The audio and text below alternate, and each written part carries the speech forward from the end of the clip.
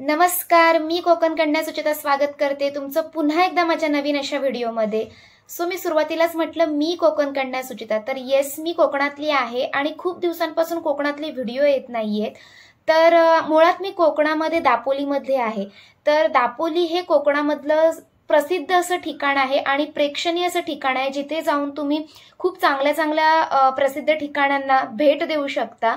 आणि आजचा व्हिडिओचा मुद्दा असा आहे, म्हणजे आजचा व्हिडिओ असाच आहे की आज मी तुम्हाला माझ्या व्हिडिओ मार्फत जर तुम्ही दापोलीमध्ये फिरायला येताय आणि तुम्हाला देवदर्शन करायचं आहे, तर मी दापोली तालुक्यातील 5 मंदिरांचं दर्शन करवणार आहे आणि माहिती देणार आहे।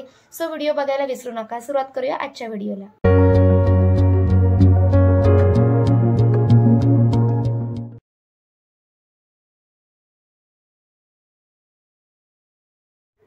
दापोली तालुक्यात आल्यानंतर सगळ्यात पहिलं देवदर्शन करण्याचं उत्तम ठिकाण म्हणजे कड्यावरचा गणपती। निसर्गरम्य ठिकाणी असलेला कड्यावरचा गणपती महाराष्ट्रात प्रसिद्ध आहे। रत्नागिरी जिल्ह्यातील दापोली तालुक्यातील जोग नदीच्या मुखाशी हे मंदिर आहे। सुवर्णदुर्ग किल्ल्याजवळ आंजार्ले नावाचं बंदर आहे। दापोलीपासून जवळपास 20 किलोमीटर अंतरावर हे गाव आहे। याच आंजार्ले गावात कड्यावरचा गणपती प्रसिद्ध आहे।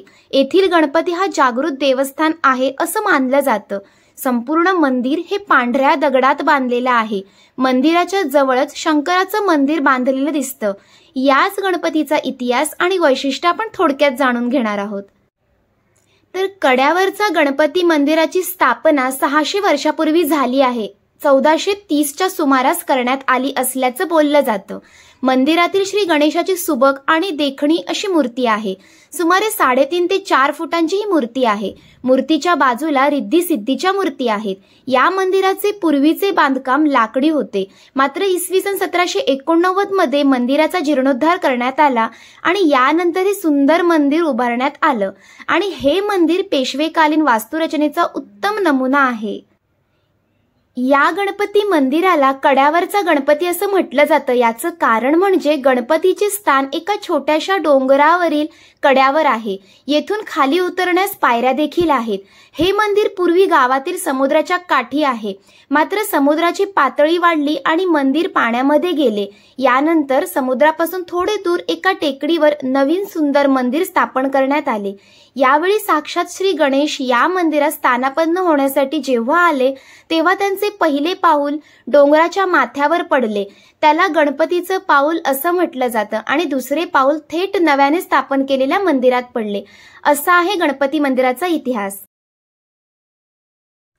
दापोली तालुक्यातील दुसरे सुंदर देवस्थान आहे केशवराज मंदिर। गर्द झाडीत वसलेले केशवराज हे मंदिर साधारण 1000 वर्ष जुने असून हे देऊळ पांडवांनी एकाच रात्रीत बांधले अशी आख्यायिका आहे। मंदिर पेशवकालीन असून श्री विष्णूची सुंदर मूर्ती गाभाऱ्यात आहे। हे दैवत श्री लक्ष्मी केशवराज म्हणूनही परिचित आहे। केशवराजांचे दर्शन घेतल्यानंतर परिसरातून बाहेर पडावेसे वाटतच नाही। तुम्ही बघू शकता, खूप सुंदर रम्य असं परिसर आहे आणि इथून आपल्याला बाहेर जाण्याची साधारणपणे 7 किलोमीटरवर आसूद गाव आहे। या गावाला निसर्गाने अगदी भरभरून सौंदर्य दिले आहे। दापोली हर्णे मार्गावरून जाताना 6 किलोमीटरवरती आसूद बाग ठिकाण लागतं। तेथून उजवीकडे 15 ते 20 मिनिटं चालत गेल्यावर अत्यंत सुंदर असे केशवराज विष्णूचे मंदिर आहे। तेथे जाताना सुरुवातीला छोटा नदीचा पूल आहे। हा पूल पूर्वी लाकडी होता, आता सिमेंटचा बांधण्यात आला आहे। मात्र श्री ना पेंडसे यांच्या गारंबाचा बापू या कादंबरीतून हा पूल अजरामर झाला आहे। तो ओलांडला की वरच्या कड्यावर असणाऱ्या केशवराजापर्यंत पोहोचण्याचा जो रस्ता आहे, त्यावरून चालण्याचा अनुभव अविस्मरणीय असतो। नारळ, पोफळी, आंबा, काजू या वृक्षांमधून निघणारी अरुंद दाट सावली, निरनिराळ्या पक्ष्यांचे मधुर गुंजन आवाज आणि तेथे मिळणारं सौंदर्य आणि मनाला तृप्त करणारं सगळ्याच गोष्टी, अगदी थकवा असेल तर तोही दूर जातं। अशा प्रकारे हे 1000 वर्ष जुने असलेलं उत्तम बांधकाम, दगडी बांधकाम असलेलं हे मंदिर दापोली तालुक्यातील प्रेक्षणीय स्थळ म्हणूनच मानलं जातं। तर तुम्ही नक्की या प्रेक्षणीय स्थळाला, या देवस्थानाला देखील भेट द्या। दापोली तालुक्यातील सुंदर तिसरं असं देवस्थान ते म्हणजे दाभोळ चंडिका मंदिर. रत्नागिरी जिल्ह्यातील दापोली तालुक्यात वसलेलं एक निसर्गरम्य गाव ते म्हणजे दाभोळ. एका बाजूला वाशिष्ठी नदीमुळे तयार झालेली समुद्र किनारा आणि इतिहास साक्ष देणारा गोपाळगड, बाजूला दाभोळ बंदर, तर दुसऱ्या बाजूला असणाऱ्या टेकडीवर असलेले श्री स्वयंभू चंडिका देवीचे गुहेतील प्राचीन व जागृत मंदिर. दापोली शहरापासून साधारण 1 तासाच्या म्हणजे 28 किलोमीटर अंतरावर एका टेकडीवर वसले आहे श्री स्वयंभू चंडिका देवीचे स्थान. टेकडीच्या डावीकडे भागातून खाली उतरल्यावर एकसंग दगडामध्ये कोरलेल्या भुयारवजा गुहेमध्ये असलेल्या श्री स्वयंभू चंडिका देवीच्या मंदिराकडे आपण आलेलो आहोत. गुहेमध्ये प्रवेश करताना एका छोट्या दरवाजातून वाकून जावं लागतं. आत गेल्यावर आपल्याला दिसते ती काळ्या कभिन्न पाषाणाच्या गुहेत कोरलेली, नंदी दीपाच्या प्रकाशात उजळलेली, मंगलमय आणि सोज्वळ शेंदूर चर्चित श्री चंडिका देवीची मूर्ती. अशी प्रसन्न मूर्ती पाहता क्षणी आपलं भान हरपतं. आता आपण जाणून घेणार आहोत दापोली शहरातील चौथं ठिकाण ते म्हणजे श्री स्वयंभू पंचमुखी मारुती मंदिर. या मारुतीवर समस्त दापोलीकरांची अपार श्रद्धा. येथील हनुमान जयंतीचा सोहळा तर कायम डोळाचित्ते साठून राहील असा असतो. मुख्य बाजारपेठेत स्थित असलेले हे मंदिर साधं जुन्या थाटणीचं पण अतिशय सुंदर आहे. मंदिराला मोठे प्रांगण, रुंद चौकोनी सभा मंडप आणि श्रींच्या मूर्तीचा गाभारा आहे. ही श्रींची मूर्ती कैलासवासी अभयपुरी यांना सुमारे 140 वर्षापूर्वी स्वतःच्या जागेत खोदकाम करताना प्राप्त झाली. त्यांनी स्वतःच्या घराशेजारीच मूर्तीची स्थापना केली.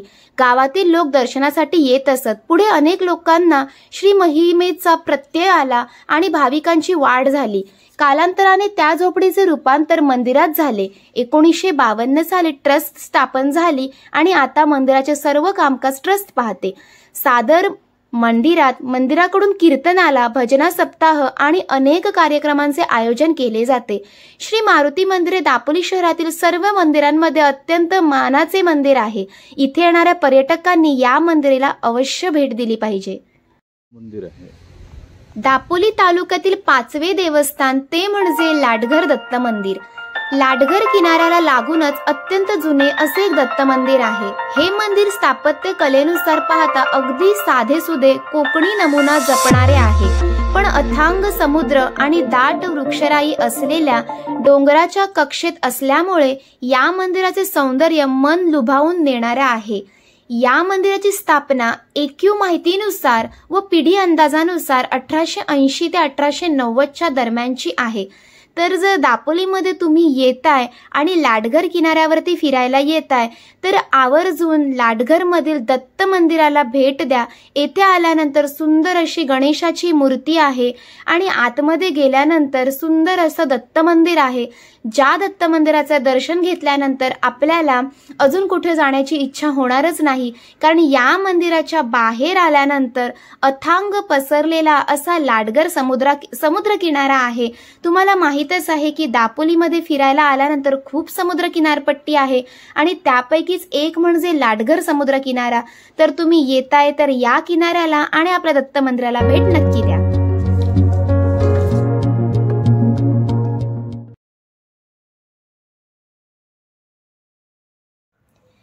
तर जसं की व्हिडिओच्या सुरुवातीला मी म्हटलं होतं की तुम्हाला दापोली तालुक्यातील 5 मंदिरांचं दर्शन करवणार आहे. तर मग दर्शन झालं ना व्हिडिओ मार्फत. तर अशा प्रकारे मी तुम्हाला आमच्या दापोली तालुक्यात जर यायचं आहे, देवदर्शन करायचं आहे, तर या 5 मंदिरांना नक्की भेट द्या आणि कमेंटमध्ये कळवा तुम्हाला अजून दापोली तालुक्यातील कोणती प्रेक्षणीय स्थळं पाहायची आहेत, इव्हन कोकणामधली कोणती प्रेक्षणीय स्थळं पाहायची त्यांची मी माहिती तुमच्यापर्यंत पोहोचवेल. आणि व्हिडिओ आवडला तर लाईक करा, शेअर करा, सबस्क्राईब करायला विसरू नका. भेटूया लवकरच नवीन अशा व्लॉगमध्ये. तोपर्यंत आता प्रेम करताय हेच प्रेम पुढे देखील राहू द्या. धन्यवाद. Bye bye.